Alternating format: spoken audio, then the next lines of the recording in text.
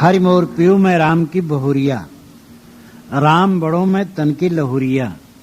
हरि मोर रहटा में रतन प्योरिया, हरि का नाम ले कतत बहुरिया। 6 मास तागा बरस दिन कुकुरी, लोग कहें भल कातल बपुरी। कहें कबीर सूत भल काता, चरखा न होए मुक्ति का दाता। ये प्रसिद्ध शब्द है माधुर्य भक्ति की आलोचना में। माधुर्य भक्ति का अभिप्राय है मैं स्त्री हूं और ईश्वर मेरा पति है, पुरुष है। इस भाव को लेके भक्ति करना माधुर्य भक्ति है। इस्लाम परंपरा में सूफी मत है। सूफियों ने माना कि मैं आशिक हूं और ईश्वर माशूक है, यानी मैं प्रीतम हूं, मैं प्यार करने वाला हूं और ईश्वर प्रेसी है, ईश्वर मेरी पत्नी है, मैं पति हूं। ऐसा मानने से स्त्री में स्वाभाविक आकर्षण होता है तो ईश्वर में मेरा स्वाभाविक आकर्षण हो जाएगा। ये उनकी विधा है। भारतीय परंपरा में ये विधा नहीं थी। भारतीय परंपरा में जो आत्मज्ञान था उपनिषद का, शास्त्र का, वो उज्जवल था। अब उसमें विचार करने में जो त्रुटियां हैं अलग अलग विचारकों की, वो बात अलग है, लेकिन आत्मज्ञान के विषय में ये रसिक भाव और माधुर्य भाव नहीं था।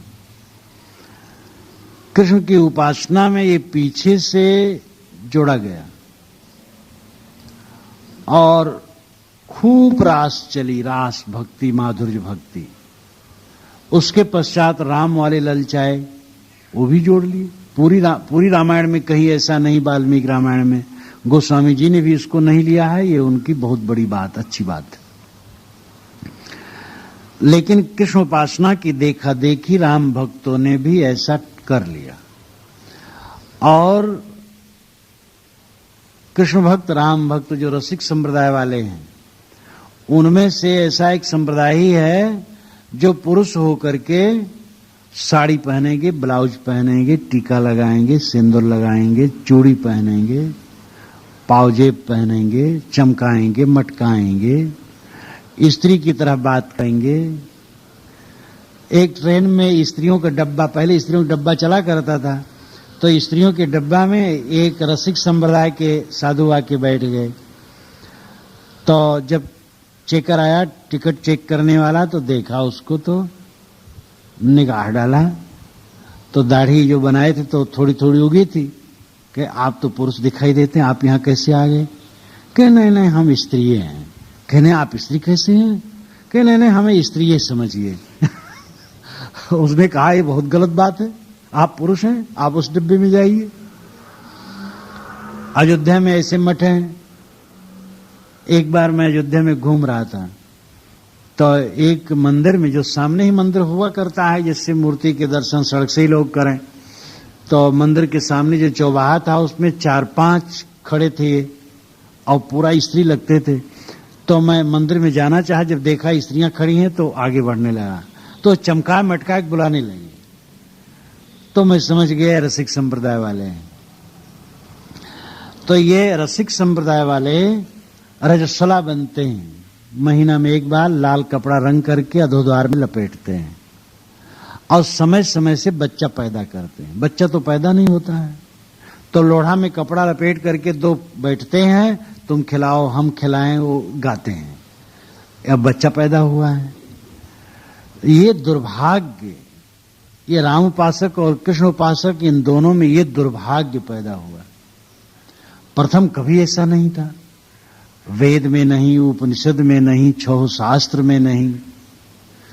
कृष्ण की उपासना चली, बस इसमें रसिक संप्रदाय कूद पड़ा। राम में बिल्कुल नहीं, राम में भी कूद पड़ा। देखा देखी सदगुरु कबीर को बहुत खराब लगा। ये कितना अनर्थ है। उन्होंने इसका खंडन किया। उस खंडन में साहब ने 35वां और 36वां दोनों शब्द कहा। अब आगे भी कहा, हरि मोर पियू मैं राम की बहुरिया। हरि हमारा पियू है, पति है, और मैं राम की बहुरिया हूं, पत्नी हूं। राम बड़ो मैं तन की लहुरिया। राम बड़े हैं, व्यापक हैं, मैं तन की लहुरिया, मैं उनके तन की लहुरिया अंश हूं। हरि मोर रहटा, हरि हमारे रहटा है, चरखा है। मैं रतन प्यूरिया और मैं शुद्ध उसमें प्यूनी हूं। रतन शुद्ध, प्यूनी हूं। प्यूनी जो रुई की प्यूनी होती है। हरि का नाम ले कतत बहुरिया, हरि का नाम लेकर के इस प्रकार बहुरिया सूत काटती है, जप करती है, ध्यान करती है। 1.5 पंक्तियां साहब माधुर्य भक्त के मुख से कहलवाया, माधुर्य भक्त उपासकों के मुख से कहलवाया है, और आधी पंक्ति अपने तरफ से व्यंग किया है। ये साफ साफ है, ये कोई खींचतान नहीं, कोई भी पढ़ के समझ सकता है। साहब अपने तरफ से नहीं कहते हैं कि परमात्मा मेरा पति है, मैं पत्नी हूं। ये पूर्व पक्ष की बात है। हरि मोर पीऊ मैं राम की बहुरिया, राम बड़ो मैं तन की लहुरिया, हरि मोर रहटा मैं रतन प्यूरिया। ये 1.5 पंक्ति माधुर्य भक्त उपासकों की तरफ से कहलाकर तब साहब व्यंग करते हैं, हरि का नाम ले कतत बहुरिया। इस प्रकार बहुरिया लोग, अपने को पत्नी मानने वाले लोग, हरि के नाम का सूत काटते हैं। 6 मास तागा बरस दिन कुकुरी।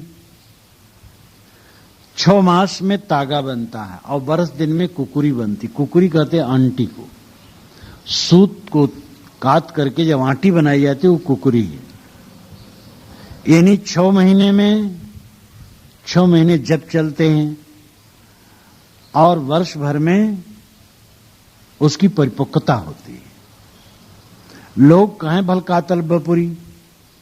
साहब कहते हैं इनके माधुर्य भक्ति के पथ के पथिक लोग कहते हैं कि इस बेचारी ने अच्छा सूत काटा।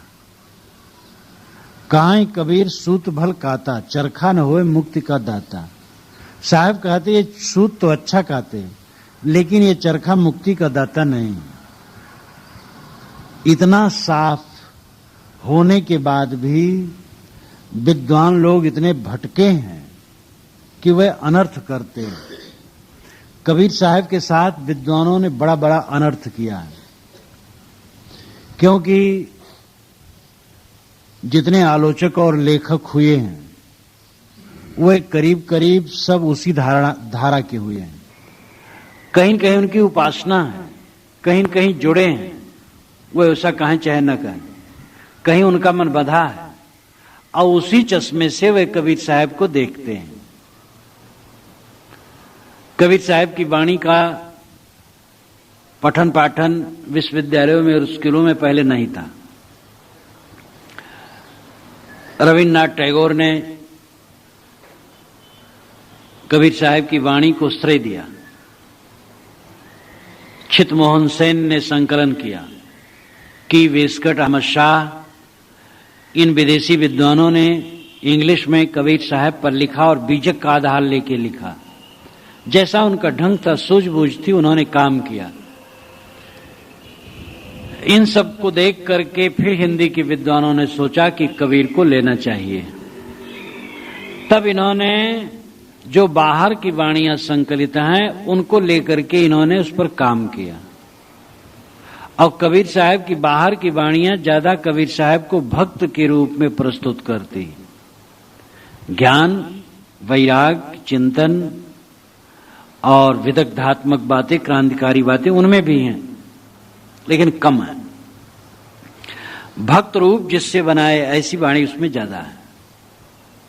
कबीर साहब का पूरा रूप बीजक से प्रकट होता है और इसीलिए पंथ में सदैव बीजक का पठन पाठन होता रहा। संतो बीजक मत परमाना, ये कबीर साहब की वाणी मानी गई है। हम लोग मानते हैं कबीर साहब की वाणी नहीं हो सकती है, दूसरे लोगों की हो सकती है, लेकिन कबीर साहब के तत्काल बाद लोगों ने कहा है, किसी संत ने कहा है, संतो बीजक मत परमाना। ऐ संतो बीजक मत ही प्रमाणित है और ये लंबा पद है, संतो बीजक मत परमाना। तो बीजक शुरू से पंथ में इस पठन पाठन चलता था। अब कबीर साहब से प्रभावित होकर के नाना लोग आए इसमें, तो अपने संस्कारों को लेके भी आए, तो वह अपना अपना ढंग चलाए, ये उनका विचार। लेकिन बीजक को प्रमुखता देते रहे सब। दुर्भाग्य रहा कि कबीर पंथ में एक शाखा ऐसी हुई जो बहुत ढोंग पोंग लेकर के चली, इसलिए उसने बीजक को नकार दिया, क्योंकि बीजक ले तो उनका ढोंग पोंग मिट जाएगा, तो ये उनका दुर्भाग्य रहा। अब वही लोग बीजक ले रहे हैं और उनकी शाखा में बीजक की टीका ही हो चुकी है और उन्होंने सोचा है कि बहुत गलती ये हुई है। ये कबीर की साहब के साथ है, कबीर पंथ के बाहर के लोगों का षड्यंत्र और कबीर पंथ के अंदर में रहने वालों का षड्यंत्र कबीर साहब के लिए है। कबीर साहब की सारी आग को पानी डाल करके बुझा देना चाहे कबीर पंथी लोग भी। जो ढोंग पोंग का खंडन जीवन भर कबीर साहब ने किया, वही सारा ढोंग पोंग कबीर साहब के ऊपर लाद दिया गया। जो कबीर साहब कभी नहीं कह सकते हैं, वह कबीर साहब के मुख से कहलवाया गया। ये षड्यंत्र कबीर पंथियों का रहा। कबीर के नाम पर रोटी खाना चाहे, लेकिन कबीर के ज्ञान की आग को बुझा देना चाहे। और बाहर से विद्वान लोगों ने अपनी सूझबूझ के अनुसार ही काम किया। कबीर साहब की विदग्धात्मक बातों को लेकर के नहीं चले, उनका भक्त रूप बना करके चले। राम ओम कुमार वर्मा ने क्या किया? खाली कबीर का भक्त रूप चित्रित किया। हजारी प्रसाद द्विवेदी ने बल्कि और ज्यादा उजागर किया उनके क्रांत विचार को। परशुराम चतुर्वेदी ने ज्यादा सोचा है, लेकिन फिर भी इन सब में भी पूर्णता नहीं है। कबीर साहब के विचार और कबीर साहब की क्रांत, कबीर साहब की विदग्धात्मक बातें, इन पर अभी भी विद्वानों द्वारा आलोचना करने का विषय है। पंथ के संत तो कर ही रहे हैं जो विचारक हैं, लेकिन बाहर के विद्वानों ने अभी ऐसी कलम नहीं उठाई है जो कबीर साहब के खास स्वरूप को उद्घाटित कर सके। लेकिन जितना ढंग से किया है कुछ कर रहे हैं। और इन विद्वानों की पता नहीं कहां अकल चरती है। बड़ा गर्व है कि पीएचडी है, डॉक्टर बन जाए मालूम होता आकाश में चले गए। आजकल तो डॉक्टरेट की उपाधि लोग कूड़े कचड़े पर भी ले रहे हैं। पता नहीं कहां कहां बस उपाधि ले लेते, डॉक्टर बन गए, डिफिल बन गए। लेकिन वह शब्दों के अर्थों को समझना ही नहीं चाहते हैं, क्योंकि वो समझ जाएं और वैसी बात कहने लग जाएं तो उनका ढोंग पोंग मिट जाएगा। जो वे 50 वर्षों से कहते आए हैं उस पर पानी फिर जाएगा, बड़ी बेइज्जती होगी। लेकिन आखिर इस चीज को कब तक वो दबाते रहेंगे? तो ये विद्वानों का दुर्भाग्य है जो नहीं समझते हैं। और कबीर साहब ने जिसका खंडन किया है, उस सिद्धांत को मंडन करने के लिए उन्हीं के वचनों को तोड़ मड़ोड़ करके विद्वान लोग पेश करते हैं। इन चारों पंक्तियों को देखो और स्वयं मनन करो। हरि मोर पीऊ मैं राम की बहुरिया, राम बड़ो मैं तन की लहुरिया, हरि मोर राहटा मैं प्यूरिया। ये माधुर्य भक्ति करने वाले उपासकों की तरफ से कहलाकर साहब कहते हरि का नाम ले कतत बहुरिया। इस प्रकार अपने को पत्नी मानने वाले हरि भक्त लोग नाम का सूत काटते हैं। 6 मास तागा बरस दिन कुकुरी, 6 महीने में तागा बनता है, बरस दिन में अंटी बनती है। यानी 6 महीने इनका भजन चलता है और बरस दिन में परिपक्वता होती है। लोग कहें भल कातल बपुरी, इनके गुरु कहते हैं बेचारी ने अच्छा सूत काता, अच्छा भजन किया। सब कह करके साहब कहते हैं कहीं कबीर सूत भल काता, सूत तो अच्छा काता, जब तो अच्छा किया, लेकिन चरखा न हुए मुक्ति का दाता। ये चरखा मुक्ति का दाता नहीं है। ये दुर्भाग्य कि समर्थ सिंह चैतन्य को, जिसको पुरुष कहा है सांख्य दर्शन ने, उसको पत्नी बना देना कितना दुर्भाग्य है।